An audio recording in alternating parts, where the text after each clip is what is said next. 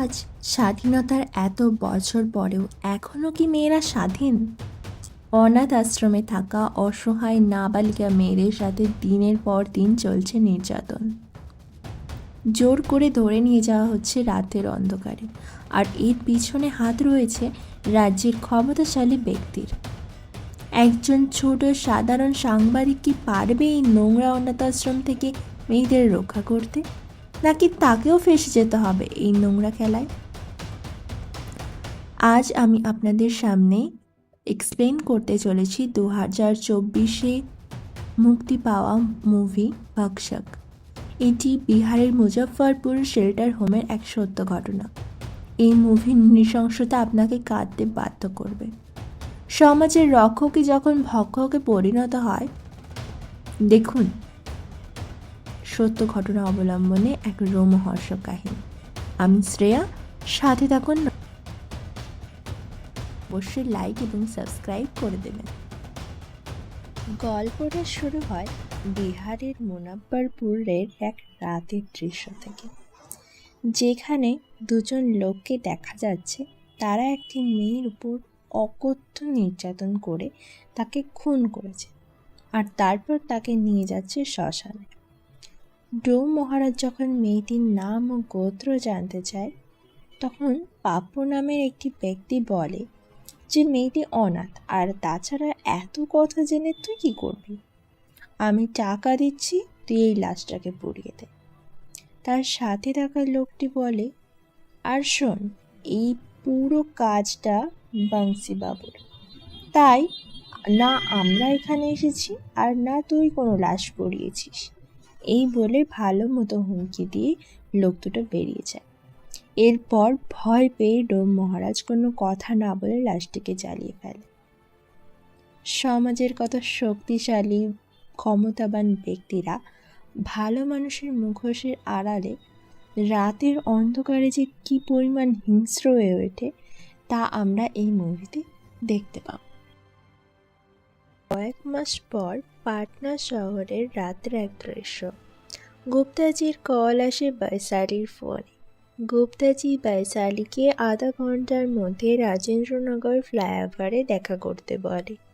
Phone পেয়ে বৈশালী তৎক্ষণাৎ সেখানে হাজির হয়, আর এত রাতই তাকে দেখা করতে বলার কারণ জানতে চায়। গুপ্তাজি বৈশালীকে একটা সোশ্যাল অডিট রিপোর্ট দিয়ে বলে এটি মুজফ্ফরপুরের একটি মেয়েদের অনাথ আশ্রমের রিপোর্ট, যেখানে নাবালিকা মেয়েদের উপর অকথ্য অত্যাচার নির্যাতন চালিয়ে তাদের গায়েব করা হচ্ছে। বৈশালী বলে, গুপ্তাজি, আমি একজন সাধারণ ছোট সাংবাদিক, কোনো পুলিশ বা ক্ষমতাশালী ব্যক্তি তো নই, আমি এটা নিয়ে কী করব? গুপ্তাজি জানায়, পুলিশ যদি তার কাজ ঠিক মতো করত তাহলে এই রিপোর্ট এত ধুলো জমতো না ম্যাডাম। বৈশালী একজন সাংবাদিক, আর তিনি চাইলেই নাবালিকা অনাথ আশ্রমে মেয়েদের উপর হওয়া অত্যাচার জনসমক্ষে আনতে পারবেন, আর এই জন্যই তার এত রাতে আসা। এর বদলে গুপ্তাজি 50,000 টাকা দাবি করলে বৈশালী রিপোর্টটা নিতে মানা করে দেয়। কিন্তু গুপ্তাজি বলে, রিপোর্টটা নিন ম্যাডাম, ঘটনাটা সবার সামনে আসা দরকার। টাকা যেমন পারবেন তেমন দেবেন, পরে হলেও চলবে, তবে রিপোর্টটা এখন নিন। রিপোর্টটা নিয়ে বৈশালী অফিসে আছে নিউজ করার জন্য। অফিসে ভাস্কর নামে একজন বৈশালীকে গুপ্তাজির রিপোর্টে নিউজ করতে মানা করেন, কারণ গুপ্তাজির বেশিরভাগ নিউজই ফেক হতো, আর তার জন্য বেশ কিছু টাকা অনেক আগেই গচ্ছা গেছে।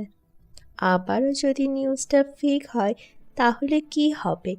অফিসের অবস্থাটাও তো খুব একটা ভালো নয়। বৈশালী বলে, তাদের অফিস এখন ডোবার পথে, তাই কিছু না করে ডোবার থেকে না হয় কিছু করেই ডুববে। বৈশালী নিউজ পড়তে বসে ক্যামেরার সামনে, কিন্তু এই নিউজটা না পড়ে সে অন্য কোনো নিউজ পড়তে থাকে। হয়তো কোথাও না কোথাও বৈশালী এই কেসটার আরও গভীরে যেতে চাইছিল। প্রমাণ জোগাড় করতে আট ঘাট বেঁধে তারপর সে নিউজটা সবার সামনে আনবে। এর পরের দৃশ্যে দেখা যায় বৈশালীর স্বামী অরবিন্দ তাকে বলছে 4 বছর ধরে সে কেন এখনো নিজের চ্যানেলটাকে দাঁড় করাতে পারেনি, আর এর জন্য তাদের অনেক সংসার চালাতে সমস্যা হচ্ছে। এর থেকে ভালো ছিল না বৈশালী কোনো অফিসে গিয়ে সাংবাদিকতার কাজ করতো। এতে বৈশালী রেগে যায়, কারণ সে কখনোই চায়নি অন্যের অধীনে কাজ করবে। সে নিজের স্বাধীনভাবে থাকতে চেয়েছিল। সারাদিন কারোর পিছনে স্যার স্যার করে ঘুরে কারোর পা চাটতে সে কখনোই প্রস্তুত ছিল না। এই নিয়ে দুজনের মধ্যে কথা কাটাকাটি হয়। পরের দিনের দৃশ্য, বৈশালী আর ভাস্কর এসেছে মুনাফারপুর অনাথ আশ্রম দেখতে, কিন্তু সেখানে একজনকে দেখা যায় যাকে মুভির প্রথমে দেখা গেছিল। লোকটি এসে বৈশালী এবং ভাস্করকে বলে এই জায়গাটা প্রাইভেট এবং কোনো সাধারণ মানুষের প্রবেশ এখানে নিষেধ, তাই তারা যেন এখান থেকে চলে যায়। বৈশালীর এই ব্যাপারটা নিয়ে একটু খটকা লাগে যে কেন এই লোকটা তাদেরকে বাইরে বেরিয়ে যেতে বলল। তবুও তখনকার মতো কিছু না বলে সে বেরিয়ে আসে। মোনাব্বরপুরেই থাকে বৈশালীর ননদ নন্দায়। বৈশালী এবং ভাস্কর সেখানে যায়, কিন্তু তার ননদ নন্দায় অরবিন্দের মতোই তার ছোট নিউজ চ্যানেল নিয়ে একটু হাসাহাসি করে। সাথে বিয়ের 6 বছর পরেও এখনও কেন তারা বাচ্চা নিচ্ছে না এই নিয়ে অনেক কথা শোনাতে থাকে। বৈশালী ভাস্কর বাড়ি থেকে বেরিয়ে আসে। এরপর বৈশালী ভাস্করকে নিয়ে যায় মোনাফারপুরের চাইল্ড ওয়েলফেয়ার কমিটির এক অফিসে। সেখানে কথা বলে বৈশালী বুঝতে পারে সরকারের থেকে কোনো নারী নির্যাতনের খবরই তাদের কাছে পৌঁছায়নি, তাই তাদের দ্বারা কোনো কাজ সম্ভব হবে না। সময় নষ্ট না করে তারা ওই অফিস থেকে বেরিয়ে আসে। অন্যদিকে বৈশালীর হাজব্যান্ড অরবিন্দের কাছে একটি ফোন আসে। মিস্টার বান্সি ফোন করে অরবিন্দকে হুমকি দেয় সে যেন বৈশালীকে তার নতুন খবর থেকে দূরে থাকতে বলে, নইলে এর ফল ভালো হবে না। রাতে বৈশালী ঘরে ফিরলে অরবিন্দ তাকে জিজ্ঞাসা করে সে এমন কি কাজ করছে যাতে লোকজন ফোন করে কাজ বন্ধের হুমকি দিচ্ছে, এবং অরবিন্দের সাথে কথা বলে মিস্টার বান্সির নাম জানতে পারে বৈশালী। অরবিন্দ বৈশালীকে বলে যে সে খুব সাধারণ একটা মানুষ, শান্তিতে সংসার করতে চায়, কোনো শত্রুতা করে সে থাকতে পারবে না। তাই বৈশালী যাই করুক না কেন সে যেন সেটা বন্ধ করে। এতে বৈশালী খুব রেগে যায়, সে ঘরে চলে যায়। পরের দিন অফিসে গিয়ে বৈশালী গুপ্তাজিকে তার থেকে মিস্টার বান্সির ব্যাপারে সব ইনফরমেশন বার করে। মিস্টার বান্সি হলেন মুনাফারপুরের সরকারের সব থেকে কাছের লোক। তিনিও একজন সাংবাদিক, আর তার অনেক বড় দুটো নিউজ চ্যানেল রয়েছে এবং তার অফিসও রয়েছে, আর সেখানে সরকারি সমস্ত রকম খবর ছাপা হয়। এছাড়াও অনেক এনজিওর সাথেও তিনি যুক্ত আছেন। অর্থাৎ মিস্টার বান্সি শহরের এক ক্ষমতাশালী রাজনীতিবিদ। বৈশালী এটা নিয়ে চিন্তায় পড়ে যায়, এত ক্ষমতাশালী ব্যক্তির বিরুদ্ধে গিয়ে কাজ করাটা তার সহজ হবে না। রাতে বাড়ি ফিরে বৈশালী অডিট রিপোর্টটা পড়তে বসে। সেখানে লেখা ঘটনা তার নৃশংসতা বৈশালীকে কাঁদিয়ে তোলে। কীভাবে নাবালিকা অনাথ মেয়েদের আশ্রয় দেওয়ার নাম করে প্রতি রাতে মেয়েদের উপর অকথ্য নির্যাতন চলছে, সেই ঘটনার রিপোর্টই লেখা ছিল। কিছু কিছু মেয়ে তো নিখোঁজও হয়ে আসে, তাদের কোনো হদিশও পাওয়া যায়নি এখনো, তাদের হয়তো খুন করা হতো। এইসব পড়তে পড়তে বৈশালী ছাদে যায়। সেখানে গিয়ে সে লক্ষ্য করে একটি গাড়ি যেটি সে এর অনেক আগেই দেখেছে। হয়তো গাড়িটি তাকে ফলো করছে। পরের দিন বৈশালী ভাস্করের সাথে খুশি আশ্রয় কেন্দ্রে যায় এবং সেখানে কথা বলে জানতে পারে অনাথ মেয়েদেরকে আশ্রয় দেওয়া হয় 18 বছর বয়স অবধি। এরপর তারা কোথাও যেতে চাইলে তাদের পাঠানো হয়, আবার কেউ দত্তক নিতে চাইলে তাও দেওয়া হয়।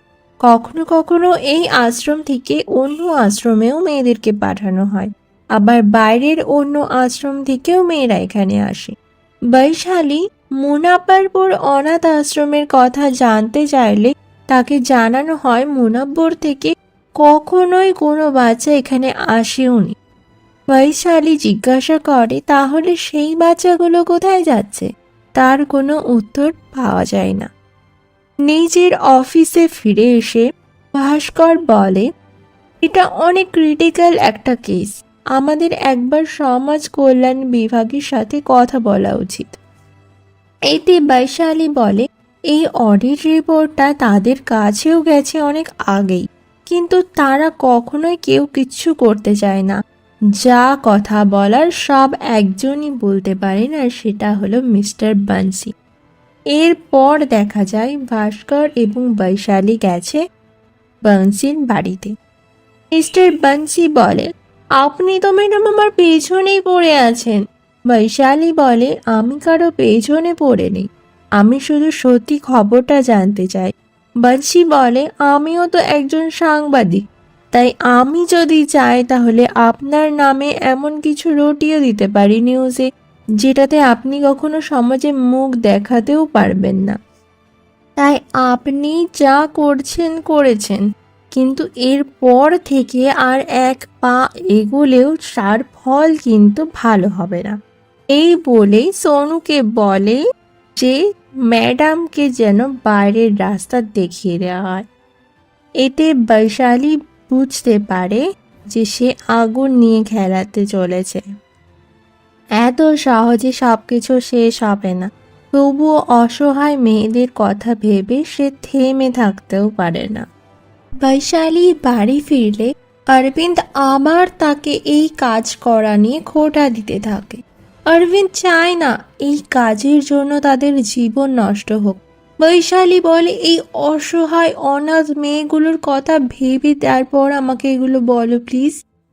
যা হচ্ছে তা বাইরের মেয়েদের সাথে হচ্ছে, আমার বাড়িতে তো কিছু হচ্ছে না। অরবিন্দ বলে। বৈশালী রেগে যায় আর বলে, আজ না হয় কাল এইগুলো তো হবেই সবার সাথে, আজ না হয় হচ্ছে না, বাইরের মেয়েদের সাথে হচ্ছে, কিন্তু কাল যখন তোমার ঘরের মেয়ের সাথেই হবে তখন তুমি কি থামতে পারবে অরবিন্দ? এটাই সমাজের দোষ। যতক্ষণ না পর্যন্ত আঁচ নিজের ঘরে লাগছে তারা চুপ করেই থাকে। আমি এই কাজটা বন্ধ করব না। এতে যদি তোমার খুব সমস্যা হয় তুমি অন্য কাউকে বিয়ে করে সুখে থাকতে পারো, তাতে আমার কিচ্ছু যায় আসে না বলে বৈশালী চলে যায়। পরদিন বৈশালী এক এক করে সব অনাথ আশ্রমে ঘুরে বেড়ায়, যদি সেখানে কোনো মেয়ে পায় যে মুনাব্বরপুরের ব্যাপারে অন্তত কিছু জানে বা কিছু বলতে পারে এই আশায়। শেষে এক জায়গায় এসে তারা খোঁজ পায় একটি সুধা নামের একটি মেয়ের, যে মুনাব্বরপুরের সেই আশ্রয় কেন্দ্রেই রান্নাবান্না করত।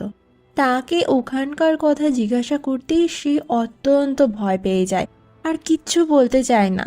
যাই তাকে জিজ্ঞাসা করা হয় সে চুপ থাকে এবং কিচ্ছু জানি না এটাই বলে। বৈশালী তাকে বোঝায়, বলে দেখো আমরা তোমাকে জোর করব না, তবে তুমি যদি একটু সাহায্য করতে তাহলে অনেকগুলো বাচ্চা মেয়ে হয়তো ওই নরকের অত্যাচার থেকে মুক্তি পেত। এই বলে বৈশালী নিজের ফোন নাম্বার সুধাকে দেয় আর বলে, যদি কখনো কিছু বলতে চাও নির্দ্বিধায় আমাকে ফোন করতে বলতে পারো। এই বলে বৈশালী চলে আসে। তখনই সুধা তাকে ডাকে আর বলে, আমি যদি কিছু বলি তাহলে কিন্তু আমার নাম কোনোভাবে সামনে আসা চলবে না। বৈশালী প্রমিস করে যে কখনোই তার নাম সামনে আসবে না। এরপর সুধা বলতে থাকে, সে প্রথমবার 2016 সালের ডিসেম্বর মাসে তার বাবার সাথে মুনব্বরপুর বালিকা আশ্রয় কেন্দ্রে যায় রান্না বান্নার কাজ করতে। বানশি খুব ভালো মানুষ ছিলেন, তার বাবা এটাই তাকে বুঝিয়েছিলেন। সুধার সব দায়িত্ব তিনি নিয়েছিলেন। সুধার বাবাকে বলে সে এখানে খুব ভালো থাকবে। সেখানে প্রথমবার দেখা হয় সোনুর সাথে। সোনু সেই আশ্রয় কেন্দ্রেই ম্যানেজার। সে সুধাকে পাঠিয়ে দেয় বেবি রানীর কাছে। বেবি রানী সুধার সাথে খুব ভালোভাবে কথা বলে আর সুধাকে বলে সে এখন থেকে রান্না বান্না করতে এসেছে, তাই সেই কাজেই যেন সে মন দেয়। আশ্রমে কি হচ্ছে না হচ্ছে এইসব ব্যাপারে দেখা বা শোনার কোনো প্রয়োজনই তার পড়ে না। এইসব কথা সুধা খুব একটা বুঝতে পারে না, তবে ভালো মেয়ের মতো সম্মতি জানায়। বেবি রানী সুধাকে মেয়েদের থাকার ঘরে নিয়ে যায়, কিন্তু সেটা কোনো ঘর ছিল না, ছিল একটা হল রুম, যেখানে একসাথে 40টা মেয়ে মাটিতেই কাপড় বিছিয়ে বসে আছে। ঘরে এক জানালা পর্যন্ত। বেবি রানী সুধাকে বলে এখানে কিছু কিছু মেয়ের মাথা খারাপ আছে, তারা যখন তখন কামড় দিতে আসে, তাই তাদের কথা যেন সে না শুনে তার কাছে কোনো মেয়ে আসলেই যেন এক চড় মেরে তাকে ভাগিয়ে দেয়। পরদিন সুধা রান্না করছিল, তখনই একটা মেয়ে আসে সুধাকে চলে যেতে বলে। সুধা ভাবে হয়তো এই পাগলটা তাকে কামড়াতে এসেছে। মেয়েটা সুধার কাছে যেতেই সুধা ভয় পায়। মেয়েটি বলে আমি কোনো পাগল নই, আর আমি তোকে কামড়াবো কিসের জন্য? তুই তাড়াতাড়ি এখান থেকে চলে যা, এরা মোটেও ভালো মানুষ নয়, আর এই জায়গাটাও খুব নোংরা। তখনই বেবি রানী চলে আসে আর মেয়েটির চুলের মুঠি ধরে মারধর করতে থাকে আর বলে তোকে এতবার মানা করা সত্ত্বেও কেন আসলি এখানে? মেয়েটি ভয় পেয়ে চলে যায়। বেবি রানী সুধাকে বলে এখানে তুই শুধু আমার সাথে কথা বলবি, আর কারো সাথে নয়। এই সব দেখে, এই সব জিনিসপত্র শুনে সুধা ভয় পেতে থাকে। এরপর মাঝরাতে বাইরে কিছু আওয়াজ পেয়ে সুধা ঘুম থেকে উঠে পড়ে। বাইরে বেরিয়ে দেখে দুজন লোক একটি মেয়েকে নিয়ে যাচ্ছে। এটা হলো সেই দৃশ্য যা আমরা মুভির প্রথমে দেখেছিলাম। সোনু ও আর একজন লোক মেয়েটিকে নির্যাতন করে খুন করে গাড়িতে তোলে শ্মশানে নিয়ে যাওয়ার জন্য। এই সব দেখে সুধা আতঙ্কে ওঠে। সে দৌড়ে মেয়েদের ঘরে যায় আর সেখানে গিয়ে দেখে এক অদ্ভুত দৃশ্য। বেবি রানী একটি বাচ্চা মেয়ের সাথে খারাপ কাজ করছে। এই সব দেখে সুধা ভয়ে বাইরে যেতে যায়, আর তখন আরেকটি রুমে উঁকি দিয়ে দেখে সেখানেও একই অবস্থা। কিন্তু সেখানে যে লোকটিকে আমরা দেখি যে একটি মেয়ের সাথে খুব খারাপ কাজ করছে, সেই ব্যক্তি আর কেউ নয়, তিনি জনসমাজ কল্যাণের সেই প্রধান। এই সব ভাবতে ভাবতে বেবি রানীর কাছে ধরা পড়তেই যাচ্ছিল প্রায়, কিন্তু তাকে এসে বাঁচিয়ে নেয় সেদিনকার সেই মেয়েটি। মেয়েটি সুধাকে বলে তুমি কি পাগল হয়ে গেছো? যদি বেবি রানী তোমাকে দেখে ফেলতো তাহলে তুমি তো যেতেই সাথে সাথে আমাদেরকেও টুকরো টুকরো করে কেটে ফেলতো। যা দেখলে এটা নতুন কিছু নয়, রোজ রাতেই এটাই চলে আসছে এই আশ্রয় কেন্দ্রে, আর এই অত্যাচার না নিতে পারে তখন তাকে খুন করে গায়েব করা হয়।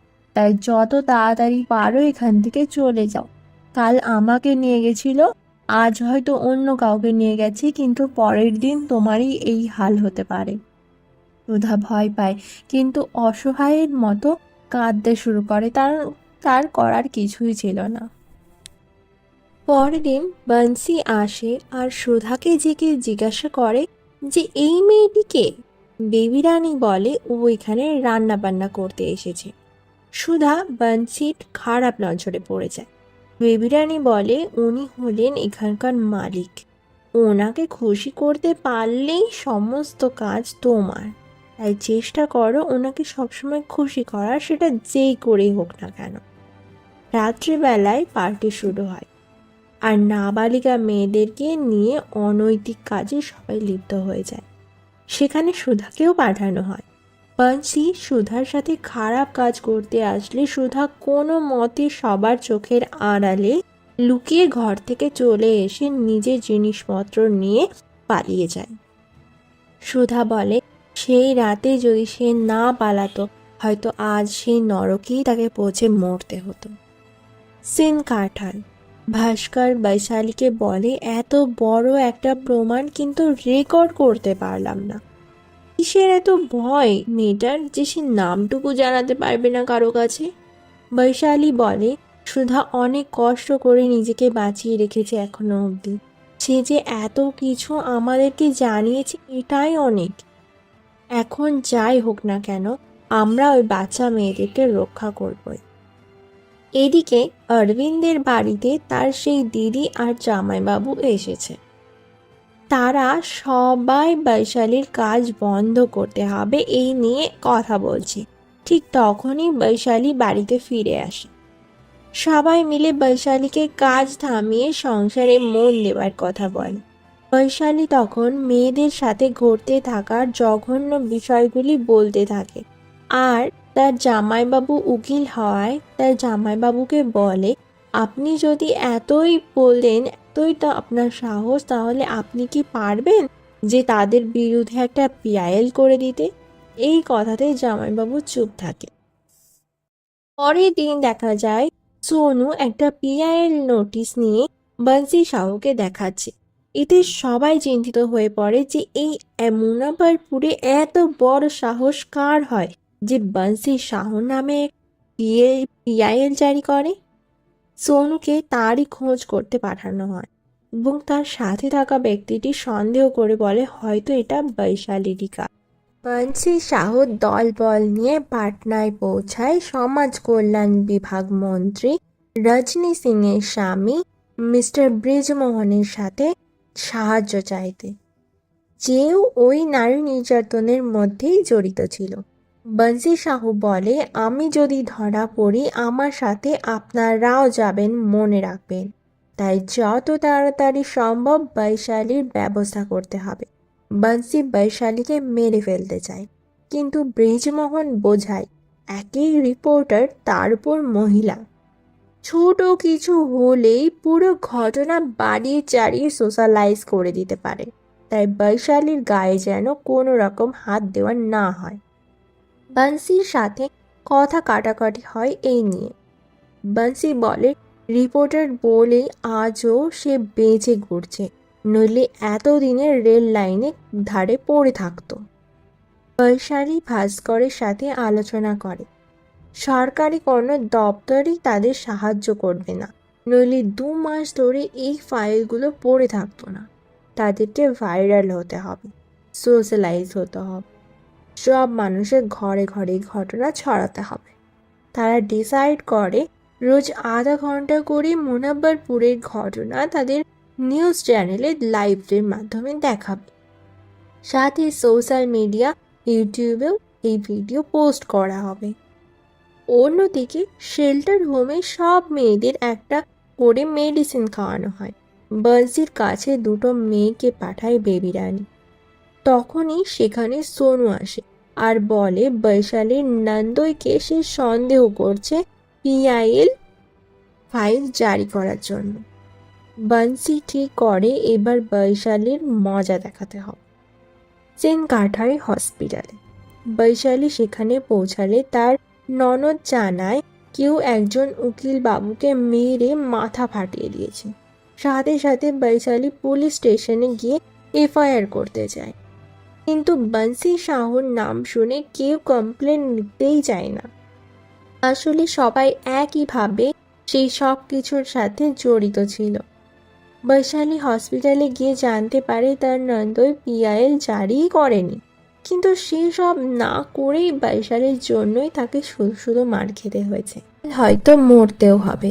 এই সব নিয়ে বৈশালীর নন্দই তাকে অনেক কড়া কড়া কথা শোনায়। বৈশালী খুব কষ্ট পায়।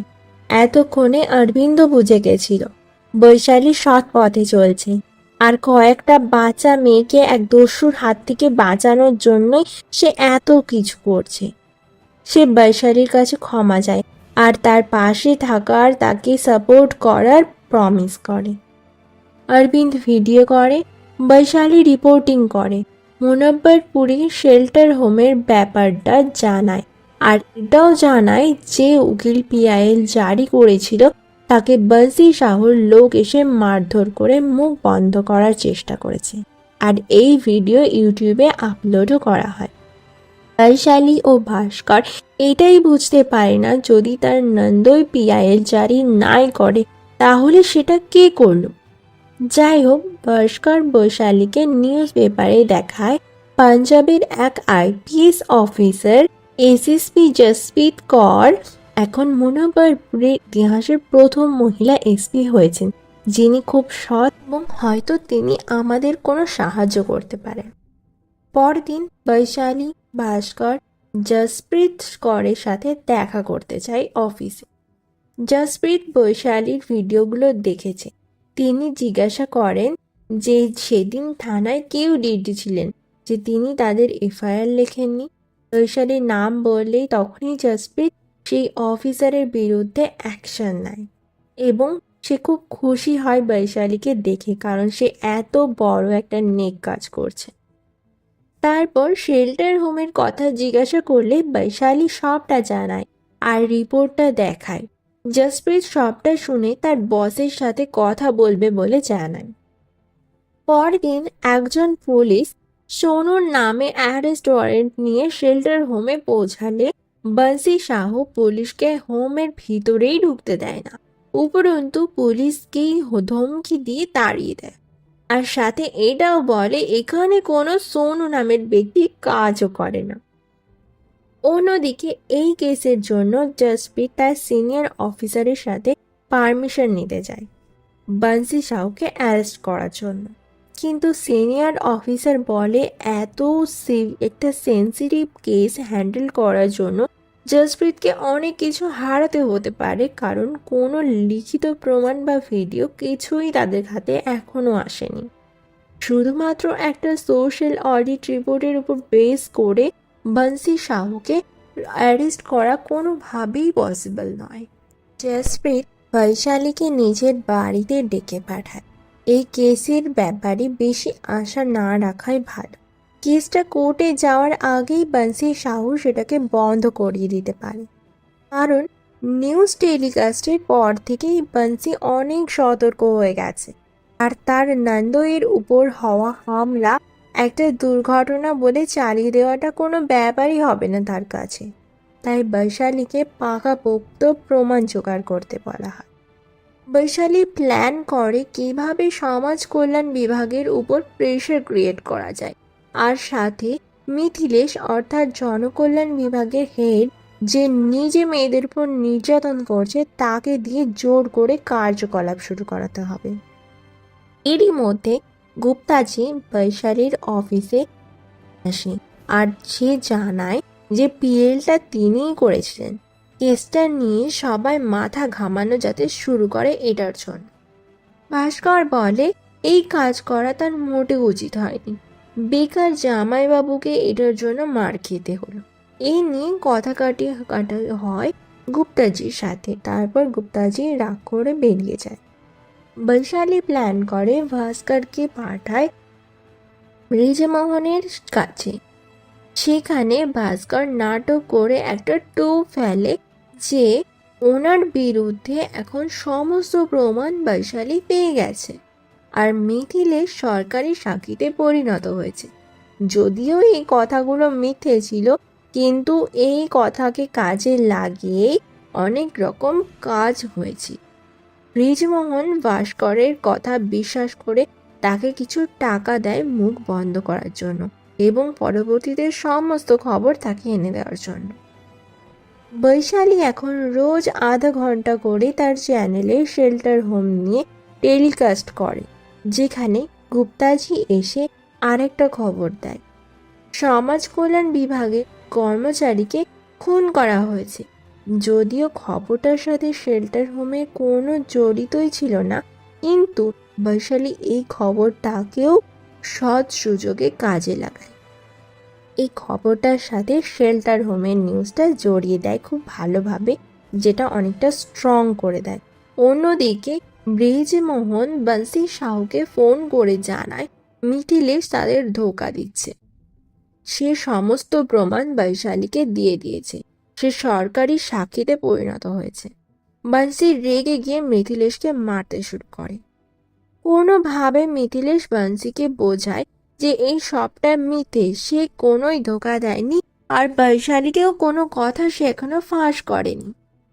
বৈশালী তার চ্যানেলে একটি টেলিকাস্ট করে সমাজ কল্যাণ বিভাগের এক কর্মচারীকে খুন করা হয় কারণ সে বালিকা আশ্রমের সত্যিটা সবটা জেনে গেছিল। আর এখন তার কাছে সব থেকে বড় বড় নেতারা আর ব্যক্তিদের নাম রয়েছে প্রমাণসহ, যা তাদেরকে শেষ করে দিতে পারে। এই বলে একটি ভাঁজ করা কাগজ টিভিতে দেখায়, যেটা আদতেই সাদা কাগজ ছিল। কিন্তু এই সব টিভিতে দেখে বংশী তো ভয় পেয়ে যায়, সাথে সাথে রাজ্য সরকারও ভয় পেয়ে যায় আর জসপ্রীত কৌরকে ফোন করে বলে যে তাড়াতাড়ি যত সম্ভব পারলেও তাড়াতাড়ি শেল্টার হোমের বিরুদ্ধে এবং বংশীর বিরুদ্ধে অ্যাকশন নিতে, সেই সাথে এফআইআরও জারি। এই খবর শুনে বৈশালী খুব খুশি হয়ে যায়, কিন্তু জসপ্রীত জানায় মেয়েদেরকে বের করেও আনা হবে, বংশী সাহুকেও অ্যারেস্ট করা হবে। কিন্তু তারপর সেখানে মেয়েদের সাথে কথা বলে যদি সব কিছু প্রমাণ করা না যায়, তাহলে আবারও যে মেয়েরা ভালোভাবে অন্য আশ্রমে থাকতে পারবে তার কোনো গ্যারেন্টি কিন্তু নেই, কারণ মিথিলেশ বাবুর কাছেই সবার প্রথমে মেয়েদেরকে পাঠানো হবে, যে অত্যন্ত জঘন্য একটা মানুষ এবং সে এই সমস্ত কিছুর সাথেই জড়িয়ে। তাই আদতেই যে সে কোনো কাজ করবে তার কিন্তু কোনো আবশ্যিকতা নেই। বৈশালী জিজ্ঞাসা করে যদি সে কোনো প্রমাণ আনতে পারে তাহলে কি করা যেতে পারে। জসপ্রীত জানায় প্রমাণ যদি তুমি দেখাতে পারো তাহলে আর কোনো সমস্যাই নেই, তুমি সাক্ষী দাও, আমি ডাইরেক্ট অ্যাকশন নেব মিথিলেশ বাবুর বিরুদ্ধে। বৈশালী জানতো এটা একজনই করতে পারে, আর সে হলো সুধা।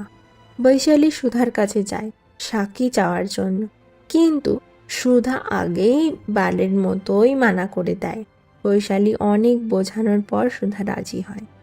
সুধা নিজের মুখে সব ঘটনা বলে, বৈশালী সেগুলো রেকর্ড করে নেয় আর সত্যটা সমস্ত মানুষের সামনে চলে আসে। বালিকা আশ্রমে সমস্ত মেয়েদের মেডিসিন দিয়ে খাওয়ানো হতো, তারপর নগ্ন অবস্থায় তাদেরকে শোয়ানো হতো।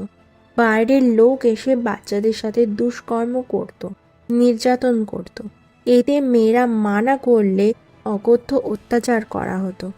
আর মেয়েরা যদি প্রেগনেন্ট হয়ে যেত কোনোভাবে, তাহলে তাদেরকে গলা টিপে খুন করা হতো। বেবি রানীও বাচ্চাদের সাথে অনেক খারাপ কাজ করত। আর বংশী সাহু রাতে 2-3টে মেয়ে নিয়ে রাতে শোবার ঘরে থাকতো। এই সব বংশী, সোনু, বেবি রানী, বাচ্চা ভাই মিথিলেশের সাথে অনেক ক্ষমতাবান ব্যক্তিরাই সামিল আছে। এরপর ফাইনালি জসপ্রীত অ্যাকশন নেয়। সে শেল্টার হোমে আসে আর রেড করে সমস্ত বাচ্চাদের ওই নরক থেকে উদ্ধার করে এবং বংশী, সোনু, বেবি রানী অ্যারেস্ট হয়। আর মিথিলেশ সরকারের কোডে হয়ে কাজ করবে বলে সিদ্ধান্ত নেয়। সরকার সহ সমস্ত সমাজ কল্যাণ সংস্থার প্রধানরাই জানায় মেয়েদের সেফলি থাকার ব্যবস্থা করা হয়েছে, তাদের মেডিকেল চেক আপও চলছে। বাকি বংশী সাহু ও তার সাথীদের যথাযথ ব্যবস্থা নেওয়া হবে। বৈশালী টেলিকাস্ট করে রোজকের মতো, সবাইকে সমাজে জেগে ওঠার কথা আহ্বান করে। আজ হয়তো এখানে নোংরা কাজটি সে বন্ধ করতে পারলো, কাল হয়তো অন্য কোথাও হবে। তখন কি মানুষ একইভাবে চুপ থাকবে?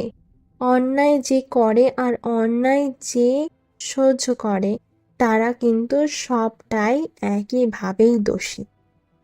আজ যে বাচ্চা মেয়েগুলোর সাথে এই নির্যাতন চলছিল তাদের আগে পিছে কেউ নেই, একজনকেও জিজ্ঞাসা করার মতো নেই যে ভালো আছিস, খেয়েছিস। আফটার অল ওরাও তো মানুষ, কিন্তু সমাজ চুপ ছিল কেন? কেননা তাদের বাড়ির কারোর সাথে তো এই সমস্যাগুলো হয়নি। বৈশালী সেই সমাজকেই মানুষ হয়ে ওঠার জন্য আহ্বান জানায়। এখানেই মুভিটা শেষ হয়।